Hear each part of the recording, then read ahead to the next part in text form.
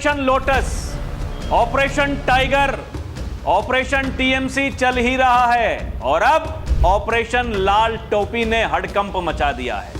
वो लोग जो अपने काले कारनामों के दम पर सत्ता में आने का सपना देख रहे हैं, क्या उनके साथ भी खेला हो गया है? एक तरफ योगी कह रहे हैं माफियाओं का खात्मा उनका सबसे प्रिय विषय है, गरीबों के हकों पर कोई डकैती डालने का प्रयास करेगा, उसके आका कितने भी मजबूत क्यों ना हो, उन्हें छोड़ूंगा तो नहीं।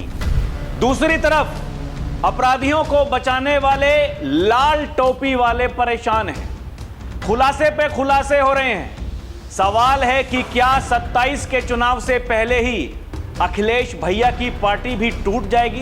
चलेगा कि सपा में तो अभी 25-26 सांसद टूटने को तैयार बैठे, हम लोग तोड़ ही नहीं रहे हैं। 300 पार हम 2017 में भी हुए थे और 300 पार 2027 में भी हुए। तो हमारा सबसे प्रिय विषय है। वो हंसे, उन्होंने कहा क्या मतलब? मैंने कहा बस मुझे दे दीजिए, मैं इसको ठीक करवा देता हूं।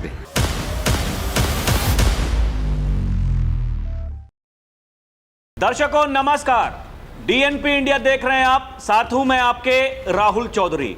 इस समय देश की राजनीति में बहुत कुछ हो रहा है। जो लोग राजनीति में रुचि रखते हैं उनको बड़ा मजा आ रहा है। दर्शकों आप देखिए, पूरे देश में बंगाल चुनाव जब उसके नतीजे आए, उसके बाद से लेकर के अभी तक, बंगाल से लेकर के क्या तमिलनाडु, अब उत्तर प्रदेश, महाराष्ट्र, क्या कुछ हो रहा है। और जो नेता बोल रहे हैं, वो जो कुछ भी बोल रहे हैं, दर्शकों वार पलटवार तो चल ही रहा है, लेकिन आप उनके शब्दों पर अगर गौर करें तो ये तूफान से पहले की शांति अगर किसी को लगता है कोई कह दे तो इसमें कोई गुरेज नहीं है, क्योंकि शांति तो फिलहाल है। कहीं आपको सड़कों पर जाम नहीं दिखाई दे रहा, कोई बैरिकेड तोड़ने को तैयार नहीं, कहीं सड़कों पर नमाज पढ़ने को कोई तैयार नहीं। मतलब जो जो योगी आदित्यनाथ कहते हैं, जो उत्तर प्रदेश में वो करके दिखाते हैं, ठीक वैसा ही जहां जहां बीजेपी की सरकार है वही सब कुछ होता हुआ दिखाई दे रहा है। बंगाल में डबल इंजन की सरकार बनी, विरोधी पस्त हो गए, टीएमसी पार्टी टूट चुकी है। कितने दिनों में वो जो विरोधी गुट है वो टीएमसी पार्टी का निशान मांगेगा, अब ये बड़ा सवाल है। लेकिन दर्शकों बात हम उत्तर प्रदेश की कर रहे हैं। उत्तर प्रदेश में 2027 का विधानसभा चुनाव अब एकदम नजदीक है, सब अपनी अपनी तैयारी कर रहे हैं। उस तैयारी से पहले जो कुछ बीजेपी के नेता कह रहे हैं या फिर जो एनडीए के उनके साथी हैं वो कह रहे हैं, वो चौंकाने वाला है, हैरान करने वाला है। लोग ये सवाल पूछ रहे हैं कि आखिर उस चिट्ठी में ऐसा क्या है जो अखिलेश यादव के चाचा राम गोपाल यादव ने संसद में आते वक्त जाते वक्त जब भी कभी दी होगी, लेकिन वो चिट्ठी एक अमित शाह के हाथ में दी है। उस चिट्ठी में ऐसा क्या है? क्योंकि जो ओम प्रकाश राजभर दावा कर रहे हैं वो ये कह रहे हैं कि ये जो घोटाले समाजवादी पार्टी ने किए, उनसे बचने के लिए चाचा एक चिट्ठी बना करके अमित शाह को दे दिए हैं, कुछ भी करना, हम आपको समर्थन देने के लिए तैयार हैं, लेकिन हमें बख्श देना। दर्शकों आपको याद होगा ये जो घोटाले की बात कई बार उत्तर प्रदेश के मुख्यमंत्री योगी आदित्यनाथ ने की है। वो जो जेपीएनआईसी का घोटाला, कई गुना पैसा खर्च कर दिया गया लेकिन प्रोजेक्ट पूरा नहीं हुआ। गोमती रिवर फ्रंट घोटाला, कई गुना पैसा खर्च कर दिया गया लेकिन प्रोजेक्ट पूरा नहीं हो पाया था।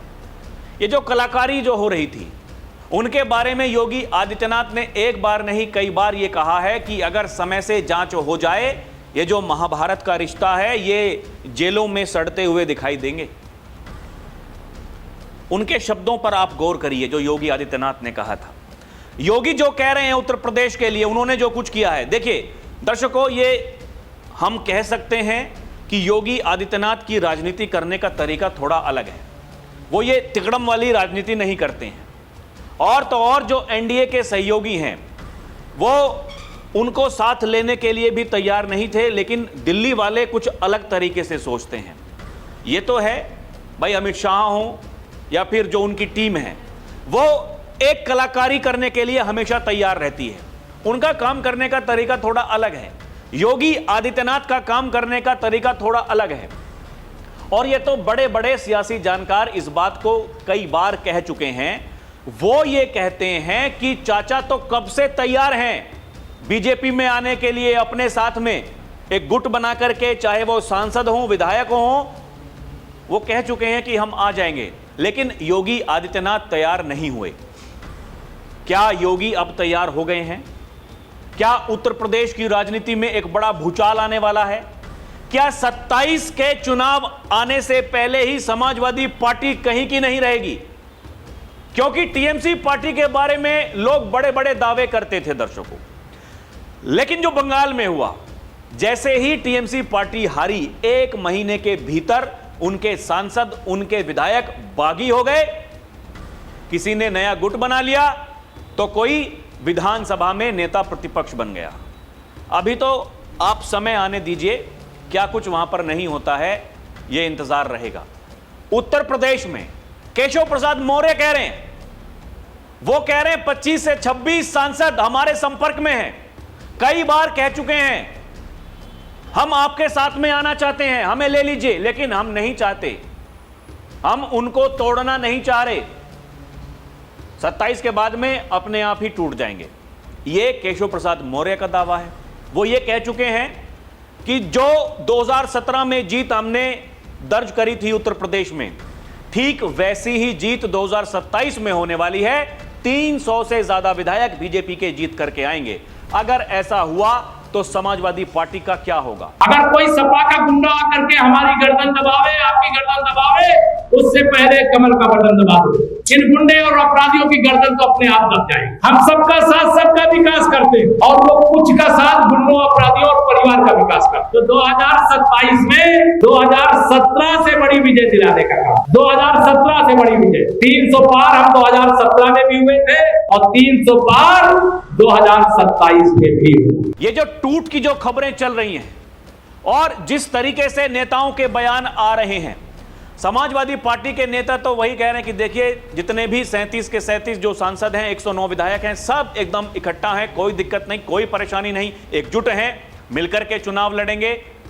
लेकिन बंगाल के चुनाव के नतीजों ने सबकी दुनिया इधर से उधर कर दी है, सबकी नींद गायब है। आप समझिए दर्शकों, जैसे इनके कारनामे हैं, जो ये काम कर रहे हैं, ये जितना जनता के बीच में जा रहे हैं, उनको क्या बता रहे हैं, क्या सिखा रहे हैं, और जनता जनार्दन ने जो तय कर रखा है कि उनको क्या करना है, क्या नहीं करना है, इतना तो तय है कि 27 का चुनाव योगी के चेहरे पर होगा। और उसके बाद में समाजवादी पार्टी का क्या होगा? क्योंकि जब लोग अपने घरों से निकलते हैं, वो ये मान करके, ये सोच करके जाते हैं कि हम जिसको वोट देंगे उसके बाद में मुख्यमंत्री कौन बनेगा, या तो योगी आदित्यनाथ बनेंगे या फिर अखिलेश यादव बनेंगे। दोनों का काम करने का तरीका सबने देख लिया। संभावनाएं कहां हैं? विपक्ष में आप कब तक रहेंगे? और जिस तरीके से ये विपक्ष वाले जो काम कर रहे हैं, ना इनके पास में नीति है ना नियत है, इसलिए लोग वो जो बागी हो रहे हैं, जो टूट रहे हैं, वो ये कह रहे हैं कि हम सत्ता के साथ में मिलकर के विकास के कार्य करना चाहते हैं। दर्शकों, ये तो जब नेता जाते हैं चुनाव प्रचार करने के लिए, वो तो कहते ही हैं कि हमारी सरकार बनेगी, सरकार में हम रहेंगे, विधायक आपका रहेगा, तो फिर आपके काम होंगे। जनता भी यही चाहती है कि भाई जिसकी सरकार हो विधायक उसी का बने। नेता भी यही चाहते हैं हम जिस पार्टी के सांसद हैं, विधायक हैं, उसकी सरकार हो ताकि हमारे काम हो सकें। यह साधारण सी बात है, इसमें कोई किंतु परंतु नहीं है। लेकिन फिर भी अगर कोई किंतु परंतु कर रहा है, ओम प्रकाश राजभर जो कह रहे हैं दर्शकों, वो विचार करने लायक है। सबसे पहले उन्होंने कहा समाजवादी पार्टी में बड़ी टूट होगी। राम गोपाल यादव ने केंद्रीय गृह मंत्री अमित शाह जी को चिट्ठी सौंपी है। खनन घोटाला, गोमती रिवर फ्रंट घोटाला का मास्टरमाइंड कौन है, पूरा उत्तर प्रदेश जानता है। शिकंजा कस रहा है तो समाजवादी पार्टी परेशान है। महाराष्ट्र बंगाल छोड़िए, समूची सपा भाजपा में शामिल होने को तैयार बैठी है। उन्होंने फिर ट्वीट किया, कहा अरे अखिलेश यादव जी, अभी राम गोपाल यादव जी की सिर्फ चिट्ठी का जिक्र किया हूं, खनन घोटाला, गोमती रिवर फ्रंट के पापियों का नाम लिख दूंगा तो भूचाल आ जाएगा। समूचा उत्तर प्रदेश जानता है लाल टोपी वाले भ्रष्टाचारियों का मास्टरमाइंड कौन है और किसे बचाने के लिए राम गोपाल यादव समझौता और सौदा कर रहे हैं, सबको मालूम है। दरअसल ये जो उन्होंने ट्वीट किया उस पर तो बात हो ही रही थी। आज फिर सुबह सुबह उन्होंने एक और ट्वीट कर दिया है, क्योंकि उधर से अखिलेश यादव भी लगातार ट्वीट कर रहे हैं, भाषण दे रहे हैं, मीडिया से बात करते हुए ओम प्रकाश राजभर पर, बीजेपी पार्टी पर कटाक्ष कर रहे हैं। आज फिर ओम प्रकाश राजभर ने एक ट्वीट किया, कहा कल से सब पूछ रहे हो कि समाजवादी पार्टी में क्या टूट होने वाली है, तो सुनो। सपा के बागी सांसदों के गुट का नेतृत्व उत्तर प्रदेश की बागी भूमि का एक लाल करेगा, और करे भी क्यों ना। कल जिस तरह से समाजवादी पार्टी के कार्यालय में सम्मेलन के नाम पर ब्राह्मणों को तिरस्कृत किया गया, उससे बागी बलिया का लाल बहुत आहत है। योजना पहले से थी, लेकिन कल की घटना ने आग में घी डालने का काम किया है। मेरी एक प्रतिक्रिया पर जिस तरह से पूरा सैफई खानदान मुझे गाली देने और सफाई देने में जुट गया है, उससे ज्यादा बेहतर है कि अखिलेश बाबू ट्विटर, एसी और पीसी वाली नेतागिरी छोड़कर अब सांसद बचाओ अभियान शुरू कर दें। दुखी एवं निराश सांसदों के घर जाकर उनसे माफी मांगे। यह कहानी बड़ी तकड़ी है दर्शकों। और देखिए, अखिलेश यादव यही नहीं रुकते हैं, ओम प्रकाश राजभर भी नहीं रुक रहे हैं। ओम प्रकाश राजभर कह रहे हैं, अखिलेश यादव जी, हमको लग रहा था कि आप राजनीतिक रूप से कुछ तो समझदार इंसान होंगे ही, मां बाप के आशीर्वाद से विदेश में अंग्रेजी माध्यम से पढ़े हैं, मगर अब पक्का पता लग गया है कि आप निरे गोलू टाइप के इंसान हैं। आपके देसी चाचा लोग आपको निपटाने की पूरी सुपारी ले चुके हैं, आपके पैरों के नीचे से जमीन खिसकने वाली है। मगर क्या कहा जाए, यही दुनिया है। हम आपको आगाह कर रहे हैं तो आप हमारा एहसान मानने की जगह उल्टे हमारे पर ही रोब गांठ कर रहे हैं। हमारे फिक्र में दुबले मत होइए। हमारा आप और आपके लोग कितना भी कुछ चाह लेंगे तब भी कुछ नहीं बिगाड़ पाएंगे। चिंता अपनी सोने की लंका की कीजिएगा। आगे लिखते हैं, वैसे सोने की लंका तो अब बची नहीं है। विदेशी भतीजे को गोलू बना के देसी चाचाओं ने सोने को पहले ही पीतल में बदल दिया है, तो अपनी पीतल की लंका बचा लीजिए, मगर लिख लीजिए, बचेगी फिर भी नहीं। अगर वो कह रहे हैं कि खरीद फरोख्त हो रही है तो बिकने को तैयार है तब न खरीदा जा रहा है। मार्केट में माल बिकेगा तभी लोग खरीदेंगे। टिकाऊ नेता पैदा करो, जो बिकने वाला पैदा करोगे तो बिकेगा, ना बिकने वाला समाज तैयार करो। अभी उधर भाई महाराष्ट्र की तरफ मत ध्यान रखिए, अब यूपी का नंबर है।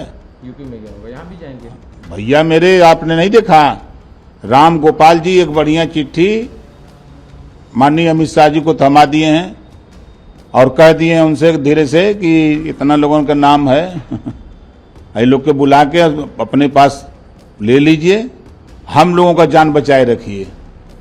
नहीं तो हम तो कह रहे हैं कि राम गोपाल जी इसका खुलासा करें, उस चिट्ठी में क्या लिखे हैं। याद है 2008 का वोट के बदले नोट कांड, आप ही लोगों का किया धरा है। लोकतंत्र की रक्षा में आप लोग सांसद खरीद रहे थे।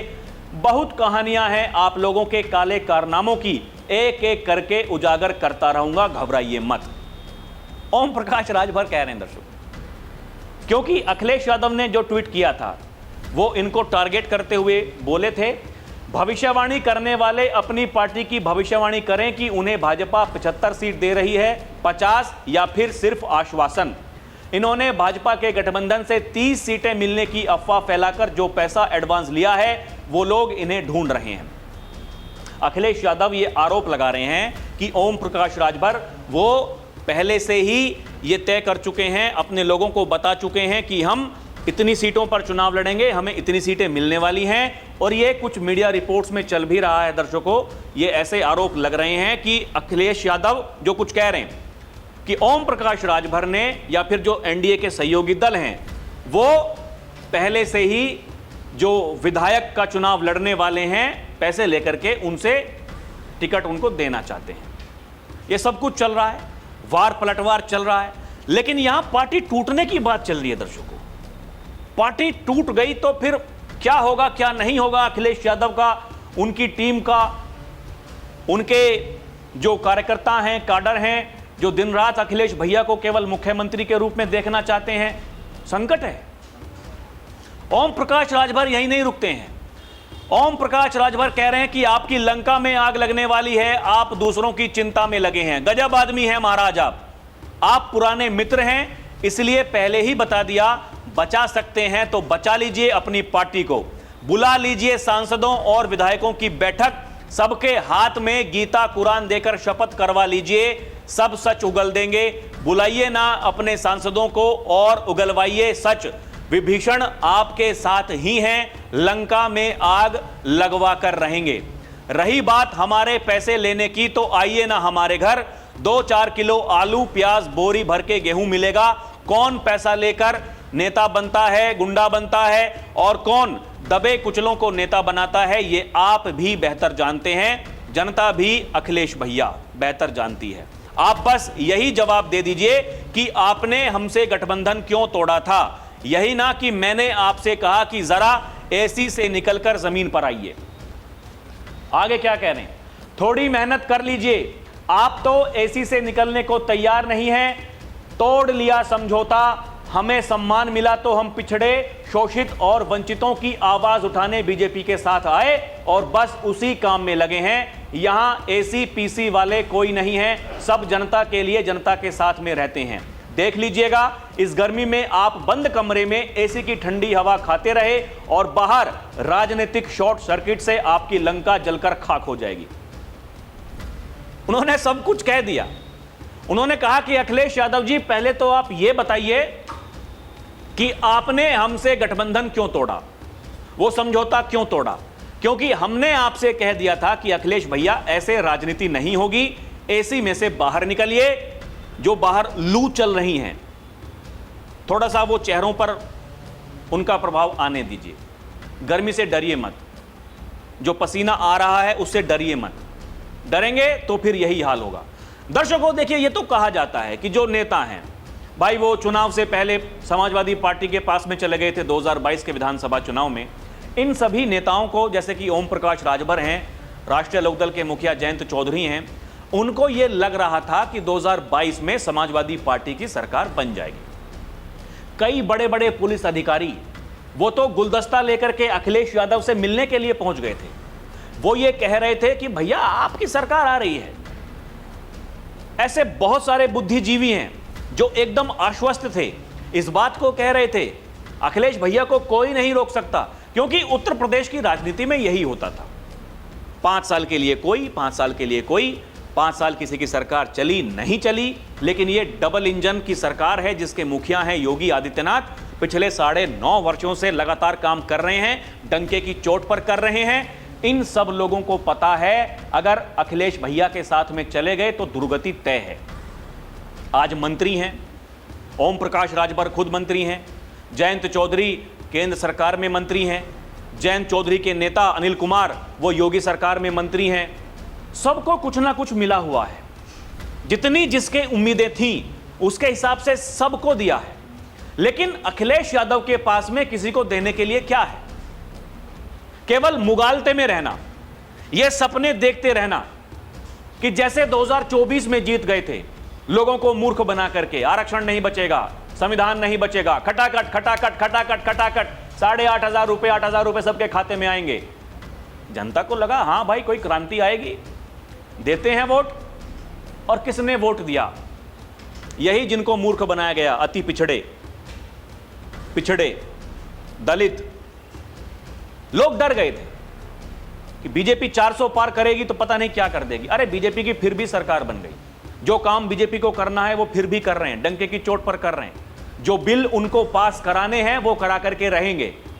आप दर्शकों नोट करके रख लीजिएगा, जो एजेंडा है बीजेपी पार्टी का, जो उन्होंने जनता से वादे किए हैं वो निश्चित तौर पर पूरे होंगे। अगर नहीं होंगे तो जनता उनको वहीं बिठा देगी जहां आज ये विरोधी बैठे हैं। कुछ सोच करके, समझ करके इस देश के सनातनियों ने, हिंदुओं ने बीजेपी को वोट दिया है। 2024 में बीजेपी को नुकसान हुआ क्योंकि ये संघ से लड़ लिए। बीच चुनाव में पार्टी के राष्ट्रीय अध्यक्ष कहते हैं कि हमें संघ की जरूरत नहीं। एक कलाकार जेल से निकलते हैं, आकर के कहते हैं 400 सीटें आई, योगी आदित्यनाथ को हटा देंगे। आप समझिए उन्होंने योगी आदित्यनाथ का नाम ही क्यों लिया? क्या बीजेपी के केवल मुख्यमंत्री योगी आदित्यनाथ हैं?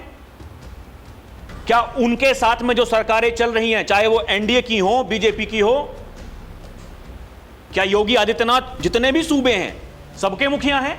ना, क्योंकि योगी आदित्यनाथ करंट हैं। उनके नाम का क्या असर होता है जनता के बीच में, यह सबको पता है। और दिल्ली वालों ने उसका कोई, उस नैरेटिव का कोई काट नहीं की। लोगों ने बता दिया, हटाइए योगी को, बता देते हैं। आज कोई नाम लेने के लिए तैयार नहीं कि हटाएंगे हटवाएंगे कुछ भी करके, पता है सबको। यही वो कहानी है दर्शकों जो घूम रही है। और ये जो एकदम से खबरें बनी हैं, ये पहले भी हो सकती थी।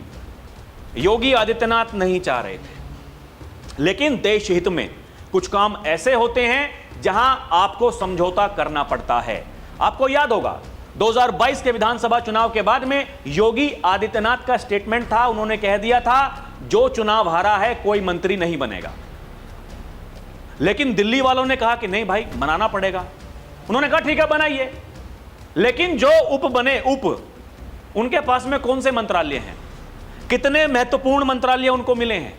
अभी जब कैबिनेट का विस्तार हो रहा था, बड़ी सुर्खियां ये चल रही थी, योगी से जो बड़े बड़े मंत्रालय हैं वो छीन लिए जाएंगे, उनका कद डाउन कर दिया जाएगा। पंकज चौधरी को प्रदेश का अध्यक्ष बना दिया है, वो मोदी अमित शाह के आदमी हैं। क्या हो गया भाई, क्या बदल गया ऐसा उत्तर प्रदेश में? कुछ बदला क्या? बुलडोजर जहां चल रहा है वहां चल रहा है। मजारों पर, मस्जिदों पर, ईदगाहों पर अखिलेश यादव दर्शकों कुछ नहीं बोल रहे हैं। अगर बुलडोजर चल रहे हैं तो अखिलेश यादव शांत हैं। क्यों? क्योंकि अखिलेश यादव को आज सनातन की याद आ रही है। उनको पता चल चुका है कि तुष्टीकरण की राजनीति करके आप सत्ता में नहीं आने वाले। इसलिए वो तथाकथित शंकराचार्य हों या फिर आजकल बड़े बड़े लोगों को साथ में लेकर के घूम रहे हैं, भाजपा जाए तो सनातन बच पाए, ये जो कहानी है, ये कहानी उसी बात के लिए है। वो चाहे ब्राह्मण समाज को अपने पास लाने के लिए, वोट लेने के लिए तरह तरह के तिकड़म लगाए जा रहे हों, या कुछ भी करना पड़ रहा हो, हनुमान जयंती पर हनुमान जी की फोटो लगा करके शुभकामनाएं देना हो, वो इंसान जो जन्माष्टमी पर रात को 8 बजे बधाई देता है, हनुमान जयंती पर सुबह सुबह पोस्ट कर देता है। क्यों? क्योंकि कुछ ही दिनों पहले बंगाल की जनता ने बता दिया कि सनातन की ताकत क्या होती है। दर्शकों, केशव प्रसाद मौर्य क्या कह रहे हैं, यह भी जानना बड़ा महत्वपूर्ण है।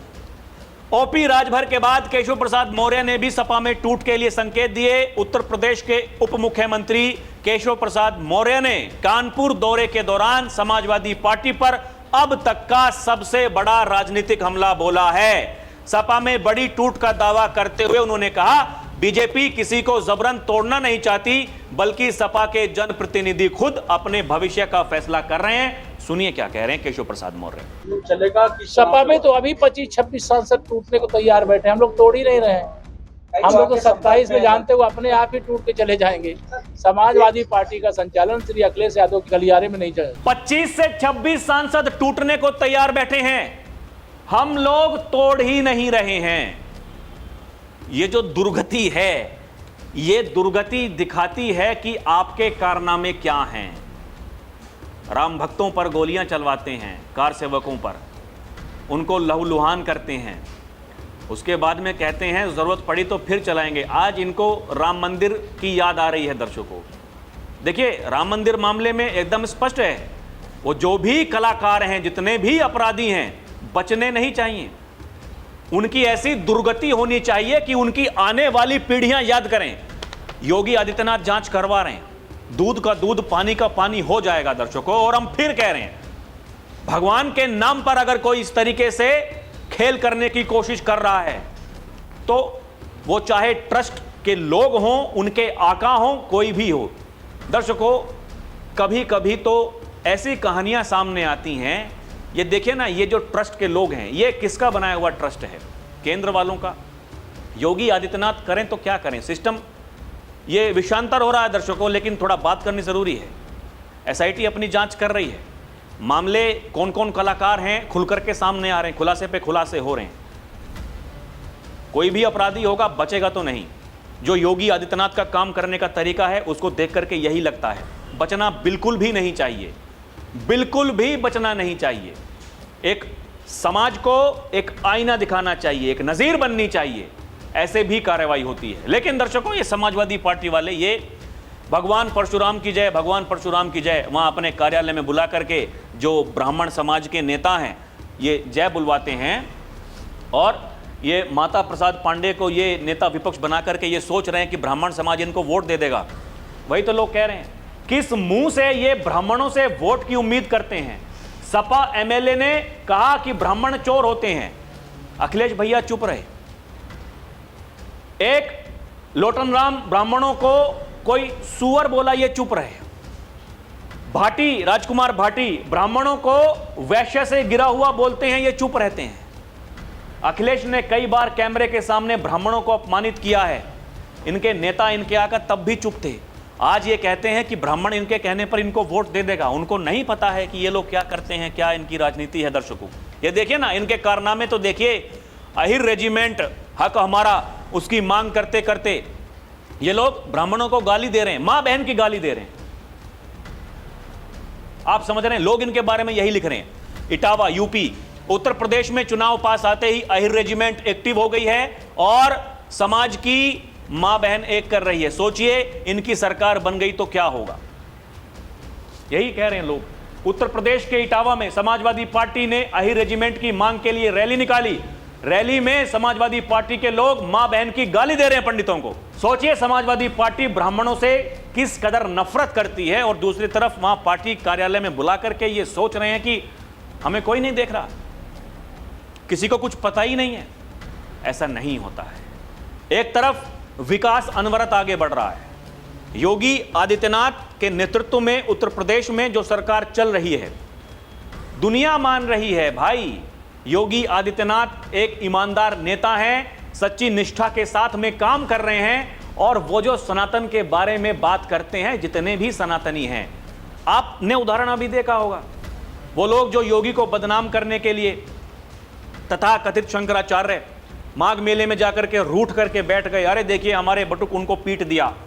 सब लोग योगी के साथ में खड़े हुए थे। वहां लखनऊ में एक रैली, एक जनसभा का आयोजन कराया, वहां 5000 लोगों के लिए कुर्सी बिछाई गई थी, 500 आदमी नहीं पहुंचते हैं।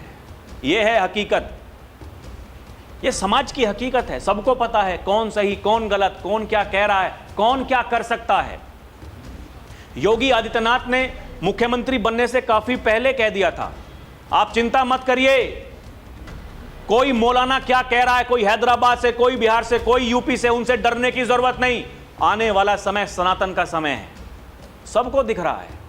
योगी पहले ही कह चुके हैं। जो बात करते हैं योगी आदित्यनाथ अखंड भारत से लेकर के, वो कहते हैं कि ब्रह्मोस जिससे दुनिया डरती है, और लखनऊ में ब्रह्मोस बनती है। पहले की सरकारें कट्टा बम बनवाती थी, हम ब्रह्मोस बनवा रहे हैं। ऑपरेशन सिंदूर में ब्रह्मोस की ताकत ने पूरी दुनिया को हैरान कर दिया। और ये विजन, ये लखनऊ में ब्रह्मोस का प्लांट लगवाने का, ये योगी आदित्यनाथ का था, और ये योगी की बराबरी कर रहे हैं। दर्शकों, आपको क्या लगता है हमें कमेंट करके बताएं। अभी के लिए इतना ही। देखते रहें डीएनपी इंडिया, हर खबर भरोसे के साथ। हमारी आपसे अपील है कि आप हमारे चैनल को सब्सक्राइब भी करें। बहुत बहुत धन्यवाद। जय हिंद, जय भारत, नमस्कार।